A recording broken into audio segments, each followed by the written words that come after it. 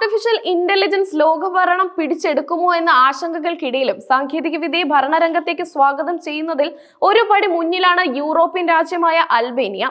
ഒരു രാജ്യത്തിന് AI മന്ത്രിയെ ലഭിക്കുന്നുവെന്ന വാർത്ത ലോകം അത്ഭുതത്തോടെയാണ് കേട്ടതെങ്കിൽ ഇപ്പോൾ അൽബേനിയൻ പ്രധാനമന്ത്രി AD റാമയുടെ പുതിയ പ്രഖ്യാപനം ആ കൗതുകം ഇരട്ടിയാക്കിയിരിക്കുകയാണ്. അൽബേനിയൻ മന്ത്രിസഭയിലെ മനുഷ്യനല്ലാത്ത ഏക അംഗമായ ഡിയേലയ്ക്ക് ഒരു വിശേഷമുണ്ടെന്നാണ് ലോകം ഇപ്പോൾ അറിയുന്നത്. സംശയിക്കേണ്ട, ഡിയേല ഗർഭിണിയാണെന്ന് പ്രധാനമന്ത്രി AT റാമ പ്രഖ്യാപിച്ചിരിക്കുന്നു.